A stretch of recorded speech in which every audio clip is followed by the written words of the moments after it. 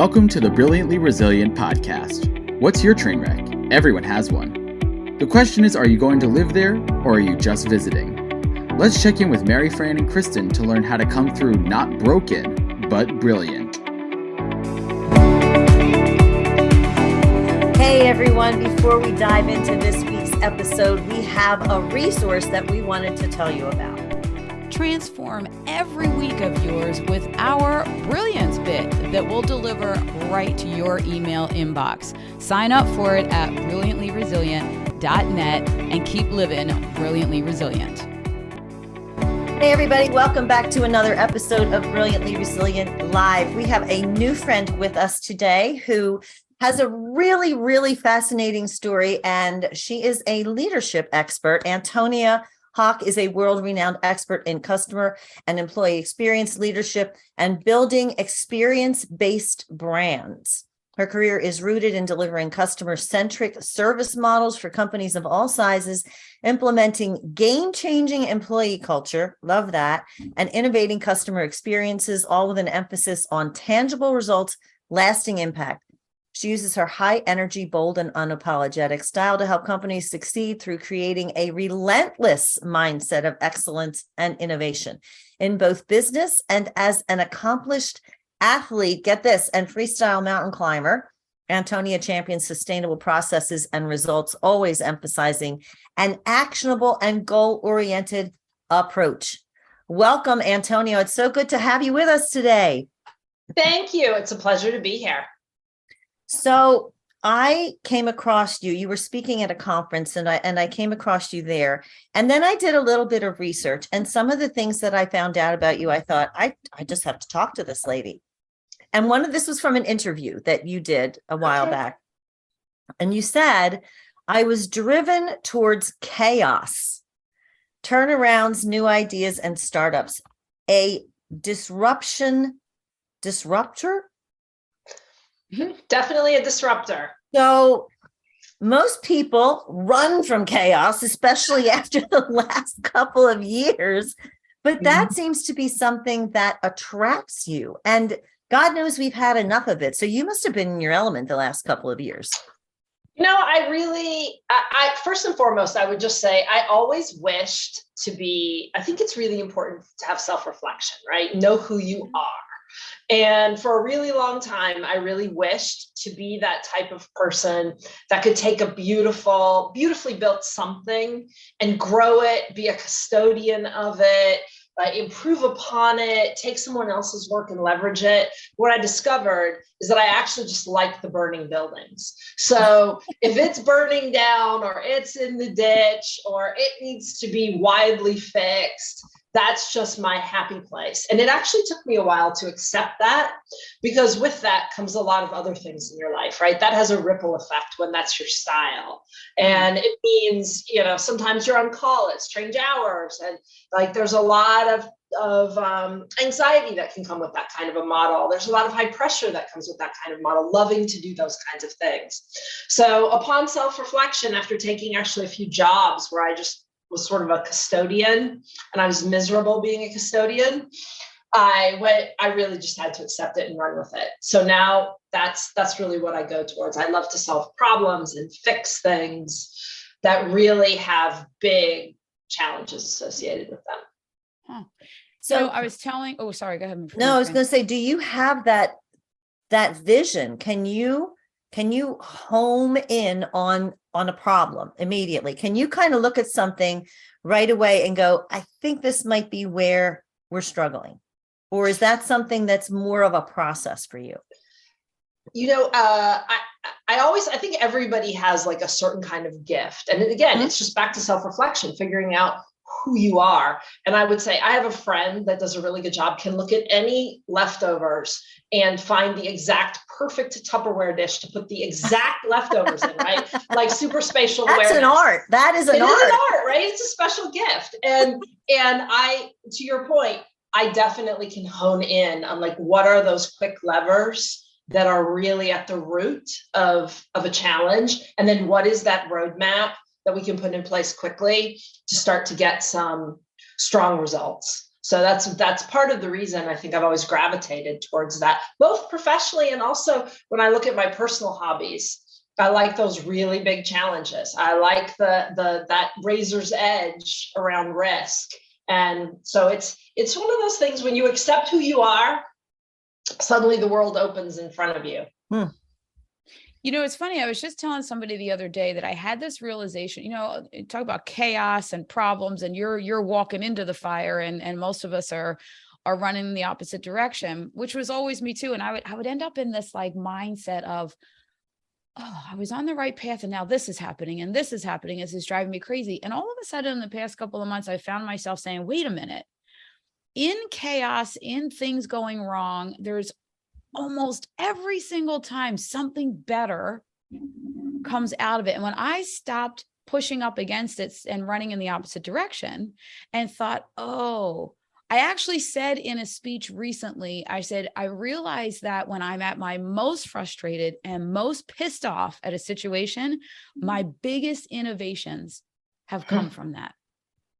But that's only recently, in years before. And I wonder what I would have accomplished years ago had I changed the lens I was looking at. Because now I'm like, oh, opportunity here, where that seems to be just in your DNA. That is exactly the mindset that I bring to those circumstances, right? It's like, there is so much, I just see opportunity. When there is something that is in a state of struggle or frustration, that's an opportunity to rebuild, realign, think about how to do something differently, think about, do you have the right resources? I just see that as like a massively creative, innovative space. And your point is 100% on. It's mindset a lot of the time. How you can see a problem or you can see opportunity. It sounds really trite, but that's just the lens. Well, and is the fact that most opportunity, generally speaking, is an unknown, what causes people to look at it and go, yeah, no, and they think of it as chaos. Maybe they're projecting chaos where it might not even exist, but it's like they're going down the road really further than they should be. You know, Kristen and I talk in Brilliantly Resilient all the time about not being married to outcomes. Are people projecting negative outcomes on things that really could be opportunities? Yes. I mean, I think absolutely. And I really think there's such a fear of failure. And people see chaos, frustration, and immediately all of I'll say more kind of negative emotions come along with it. Oh my gosh, if I take that on, the risks are so high and it's already got so many problems associated with it. You know, maybe I don't want to be associated with that. Maybe I will. Maybe there will be failure that will come out the other side of it. And when you really let go of those outcomes or thinking about that mindset, it allows you to just let the creativity flow. And a lot of coming through those kinds of scenarios about being creative and thoughtful and not making fear-based decisions. You know, I love that you climb mountains. I don't like to climb mountains, but I love that you do. But here's the thing. I was telling Mary Fran about this the other day, as we're continually taking our keynote programs and our workshops, and always looking for, even on the days where the ballroom is on their feet cheering, on the flight home, we're like, ooh, there's this spot we can tweak, this spot we can tweak. And we were talking about it. I don't know why this has never occurred to me before. I am one of those people that likes, you know, I set the goal and I like to head right for it. And I set a plan and a whole thing. I was in a mastermind group during COVID where we met every morning, and someone in that group made this analogy that has changed my life. And they said, think about it, when I was getting so frustrated over this goal I was trying to achieve, and I kept getting off course. In my mind, I was getting taken off course. And they said, Kristen, when you climb a mountain, you never have the opportunity to just climb straight. You always have to sidestep, or you have to go back to base camp and you know, rest and then come back up to go higher. That simple analogy in my head of not being able to really ever find the holds going straight up, you have to go around things, was life-changing for me. And I can imagine, I mean, I want to just talk about your mount. First of all, you decide one day I'm going to just climb mountains because it's there. How did you get into that? You know, it happened during COVID. It's relatively recent. Oh, wow. I decided during COVID that I would get outside more out of necessity, right? And the first thing I did was set a goal. I used to run like way back in the day, decided I would take up running and loaded up the Nike app, entered one of their challenges, monthly challenges, started to run. Then running, no offense to the runners out there, but it got a little boring in the city for me. So I was like, I'll go hiking and I'll start trail running. And I started doing that. And then I was like, well, this is like, you can see the obsessive addictive personality coming out here. And I was like, I just need to do more than this. What's more than this outside? What more can I do? And it just escalated and escalated until I decided I would do Mount Whitney. And I just decided within probably 9 months of kicking that off that I'd just go for it. Wow. And, one of the things, you said it so perfectly. One of the things I love about it is you're never guaranteed a summit. Never.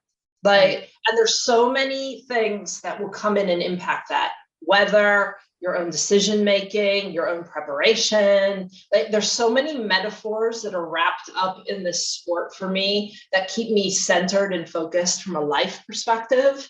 That's part of what I love about it. Because I've always been very goal oriented. And this teaches me constantly that I have to rethink what that goal feels like. Because some days that goal is not a summit.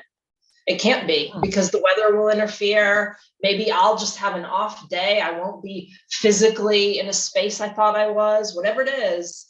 There's always adversity along the path. And I love that because it helps me center my work as well.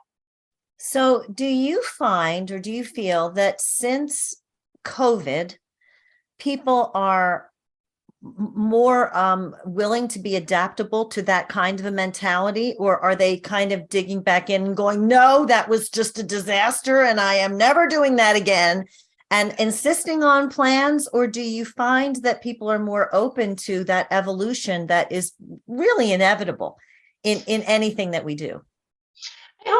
I hope one of the trends that's here to stay coming out of COVID is a lot of self-reflection, because I'd say I really see people falling into both those camps. And then you have to factor in burnout as well, right?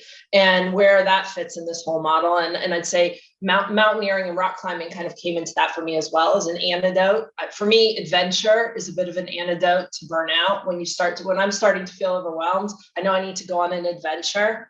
And kind of recharge my own battery. But I think there's those people that COVID opened it up for them, and they're now more flexible, more open-minded because they had to do so much adapting. And on the other side of the coin, they're like, I'm tired of adapting. I just want a plan. And I think it's just back to how we opened up the conversation. It's really important to be in touch with who you are and which of those styles makes you happy and productive. There's no right answer.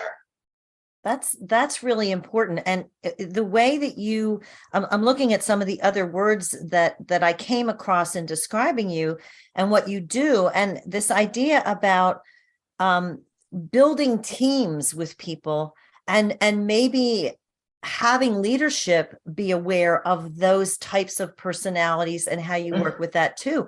I would imagine that's something that's really come to the forefront, because a lot of people are digging in and going, I'm not going back to the way it used to be. I can't. That just doesn't fit me anymore.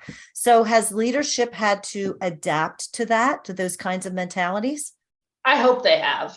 I mean, that's my wish for everyone, right? Is that, you coming out of something like we've all been through, you're really thinking about thought diversity and styles. And, we're hearing all this talk right now about burnout and balance. And when you are allowed to bring your own thought patterns and your own styles and your own experiences to the work you do, and you have a leader that champions that in any room and hires for that and doesn't hire this kind of like groupthink mentality, we all have to be square pegs, square holes. And, if I'm hiring for an IT job, I have to see your long pedigree of these exact skills for this exact job. When you start to hire for the person and what they're capable of, I like to look forward, not back. So what are you capable of bringing to this team and this experience? Not just what have you done before?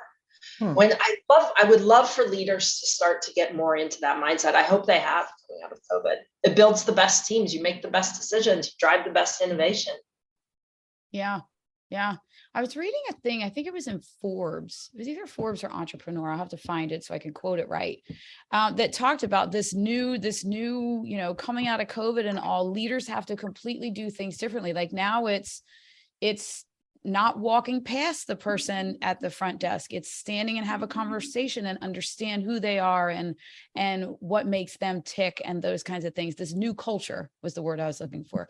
There's a new culture in the world, and the companies that are going to advance and have the competitive edge are adopting this new, leaders of them are adopting this new mindset of, it's not just go, go, go, go, go, go, go, go, go, and not ask any questions of even knowing who these people are. True, absolutely true. You know what's interesting though? I feel like what's old is like new again. If we were to go back, like back to taking time to say hello to people, taking time. I mean, I don't want to sound super old school here, but like opening the door, like just not rushing through the day. Yeah. It feels like we're coming back that direction a little bit. It's time to be seen. It's time to acknowledge each other. And it's time to think about how do we get the best out of individuals and not just this, kind of hardcore go, go, go style. And it's nice to see some of that coming back in. Agreed. One of the things that we talk about very much in Brilliantly Resilient is how everybody has their own brilliance and their own contribution, but also how we don't often know it because that's the part that's easy for us. So I think, and sometimes that's also the part that you don't necessarily show at work, but maybe you show it in your hobby as a collector of something or another. There are skills that we don't always have an opportunity to bring to work. So when you do get that opportunity to see more of the person, I think you're probably saying and recognizing that you can also find some skills that are valuable in the workplace as well. 100%. I think everybody has that, whether you knit, whether you collect tennis shoes, whatever it might be. It's like tapping into that. There are going to be skills in there that make you, they make you shine and you sparkle when you talk about them because they mean so much to you. And it's like, that's what you're trying to tap into in any role that you have. That's that piece that we call the transferable skill set where you have this hobby that might require you to be an outstanding researcher that you don't necessarily use in your day to day. And you said something in one of the things I was reading about, you find your contribution, cultivate your brand and make it work. So I think this idea of a brand, we think about that in business, but personally, everybody has a brand. And yes. I think when you look at your entire persona and that's what it takes, that's when you get the most complete picture of what your personal brand is. And you're spot on. Everybody has a brand. So you can either define it for yourself and you can actively cultivate your brand, or someone else is going to define it for you and label you with it. So I really feel strongly that as a person, it's really important to step back. And sometimes I've even said to people that I spend time with or that I mentor, take some time out and ask some trusted inner circle. If they had to describe your brand in 2 or 3 words, what would they say about you? What would your brand be? And is it what you expected? Because sometimes like you can learn some important things. Like this will probably not be a surprise after our conversation, but I did this exercise and the word that kept coming back was like intense, like I have a very intense style. And it gave me pause because I understand where that's coming from, but I'm like, is that how I always want to show up? Is that the brand? Is that what I want to cultivate for myself? And is it showing up in a way where intense in a positive way, intense in like we're all going here together way? And so I really encourage people to think about it in that way. Interesting. I'm thinking about what we were talking about in terms of things old and new again and different skills. And I've watched, I don't know if you know my backstory, but 2 of my 3 kids are blind. And all of my kids have had incredible success. But one of the things that I have watched as I now mentor all these families and businesses and people in the blindness field, what are the elements that have really been differentiators? And my oldest is going to turn 23 and he works at Disney Corporation. I realized in reflecting on, we were just together on Sunday, and on the flight home, I thought, Michael had this very unique opportunity he has to communicate with everybody, like way a little longer, a little deeper, his bosses, his professors, people in his jobs. And that has given him quite an edge over other people. And I think about in terms of business, if a leader would really communicate how can you be successful?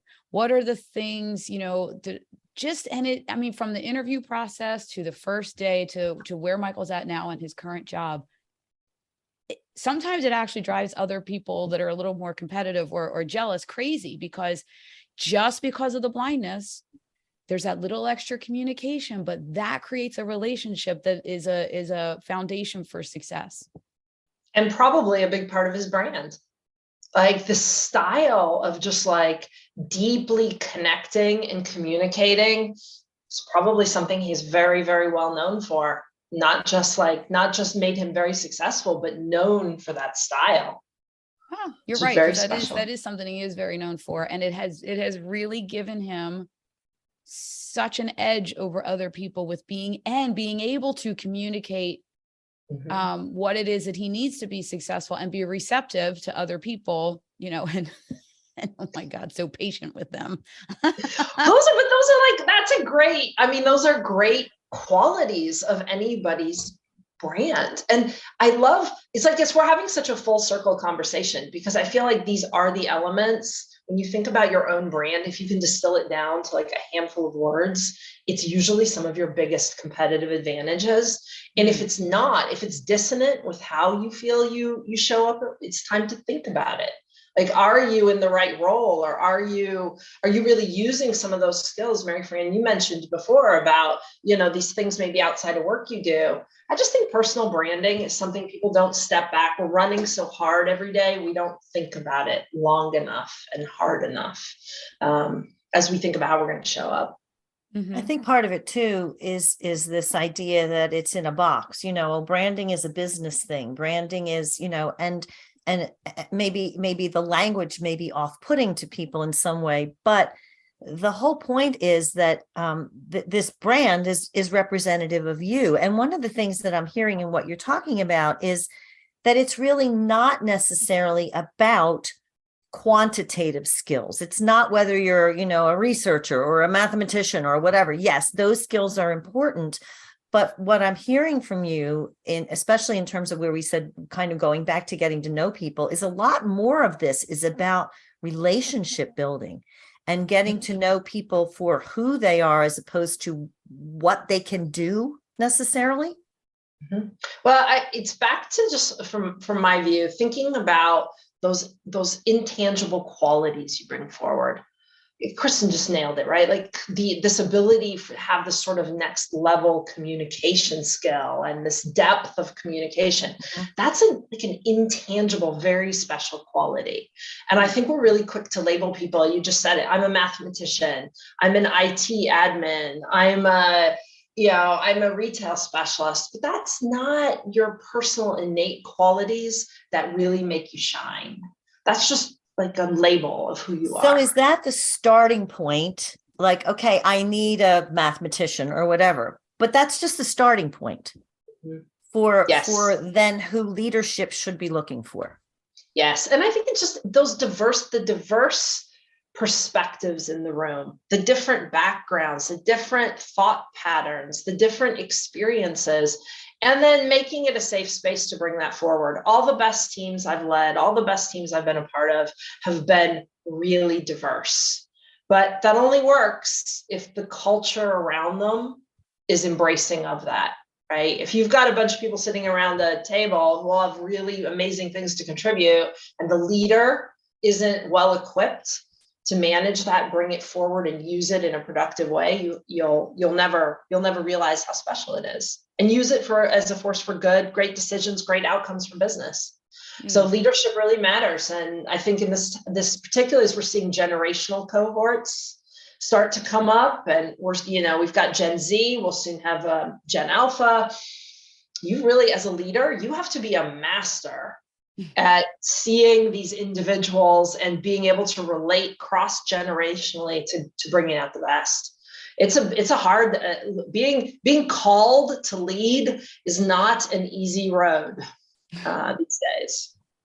I love the movie, the Intern, and I'm picturing these things, this whole cross-generational thing. It was Robert De Niro with a bunch. He was like this old guy who worked years and years ago, and his wife passed away, and he's working now with Anne Hathaway in this business startup, and he's kind of mentoring all these young people, and he's completely clueless about the technology, but the way those generations work together, and he teaches them, about how to present themselves and all that kind of stuff. And they work with him on the technology and the synergy. And obviously it's a movie, but I think it's completely transferable into real life when you see the synergy that is possible when everybody's willing to go, okay, that's not my brilliance, but it's yours. Teach me. Yep. Here's my brilliance. I'll teach you.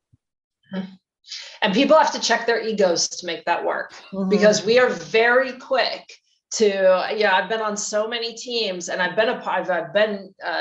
consulted with so many businesses where seniority is one of the major pivots for contribution. More senior you are, more years you have in the role. And that's not to say that's not important, but it can't be the only metric of whose voice gets heard and where the value sits. And the example you just gave is a great one. Like, there's everybody has something to bring forward. Especially if you want to keep up. Yes. I mean, it's just about keeping up. And you want to have fun. I mean, that's part of it too for me. Like, you have got to we spend a lot of time working. If you want to have fun, it's way more fun to work in an environment where people get to bring forward their, just because you're 22 years old or you're 58 years old, doesn't mean we can't all have fun and acknowledge those things together. But often you have to check some kind of standard markers in order to get to that place. Yeah. Years ago, my daughter is 18 now, and she's actually in her senior year of high school in her last soccer season. I was like, you guys better make the playoffs, because it's the end of the soccer road for me, because she's going basketball in college. I had to do a lot of therapy visits to get through that, but whatever. But I'm thinking about way back when they first split out these travel teams and all of this, our town is very much, there was the A team, and everybody knew who was on the A team, and the B team and the C team. And it was so labeled that I watched these girls that were competitive and in love the sport. And then when they got placed on that C team and people kept saying the ABC, they were like crushing. Well, I would have these goofy soccer camps in my backyard where we would do all the old backyard games, plus learn some soccer. And I got to tell you, in terms of leadership, at the end of each day, we would play a game, and I would mix all the A's, B's, and C's. And the A's, talk about checking egos. I'm like, if you guys don't get over this, like, you are going to learn. Everyone has something to learn here. And I will never forget the day that this girl that was on the C team, she could do this, it's called shielding, this move of blocking people from the ball until she was set and ready to go, that no one could beat her in this move. And these girls from the A team came into my kitchen slamming stuff, so mad. How dare this girl be beating them, right? And I was like, you morons. This is your opportunity to go to this kid and say, teach me how to do that so I can get even better at what I'm doing. And when I tell you, it was like, some of them were in tears, like watching them have to drop their ego of, I am the best, and why don't I know how to do that? To then ask her for help. And I got to tell you, this kid was so, to this day, she's one of the classiest, nicest kids. They were like, could you maybe, Coach Kristen says that you could probably show us how to, and she was like, absolutely. I'll show you. It's really simple. Taught them all how to do it like that.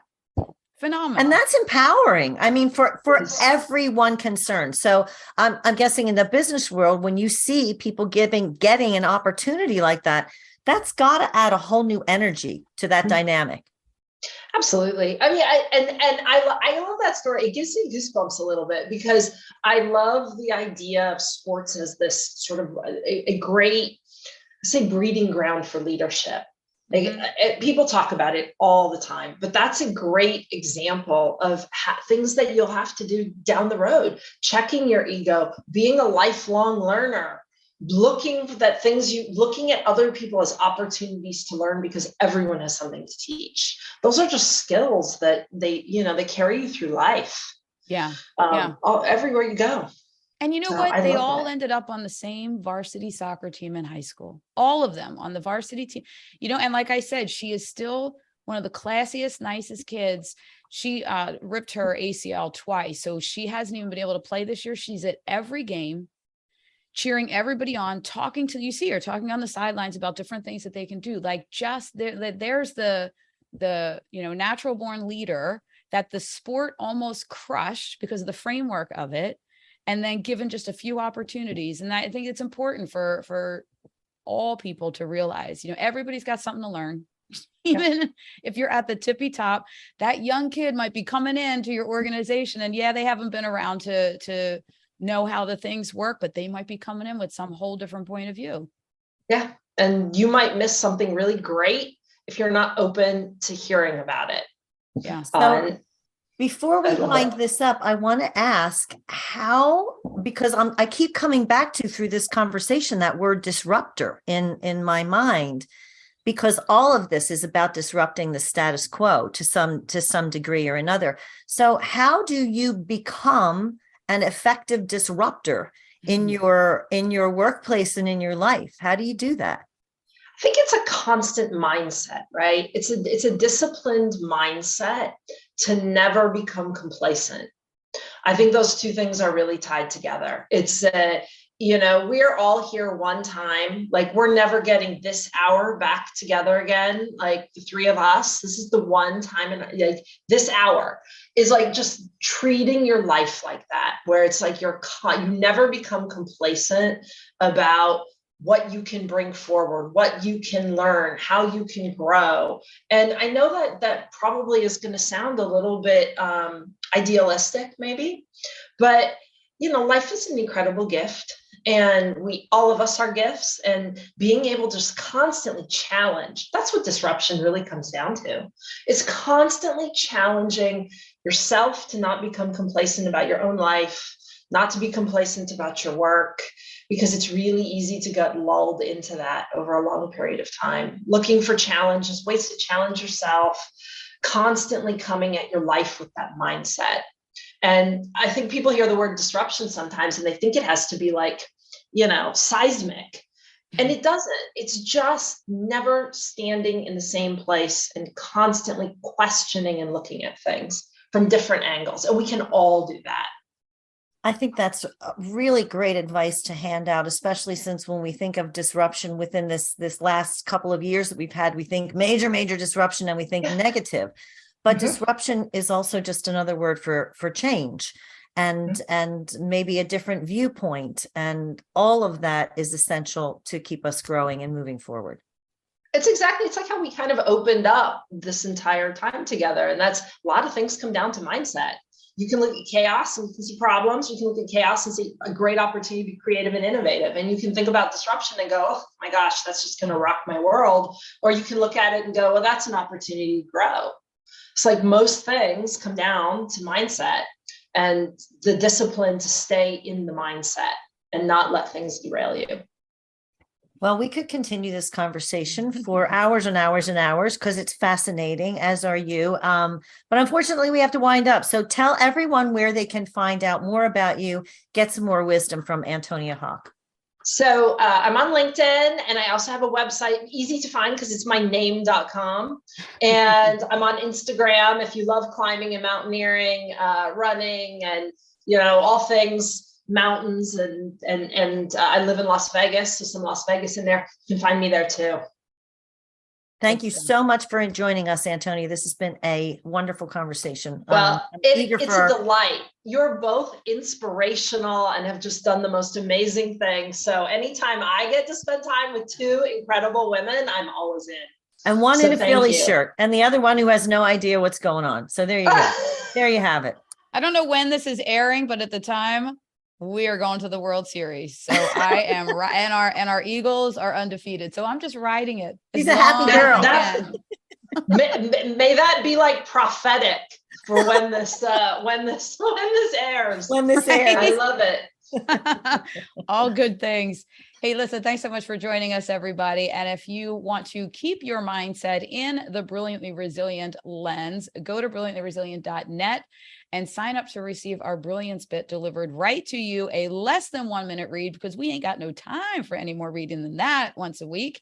And we will keep you living brilliantly resilient. We'll see you next time. Thanks for tuning in to the Brilliantly Resilient podcast. Join our Facebook group and follow us on YouTube to be inspired with tools to reset, rise, and reveal your brilliance.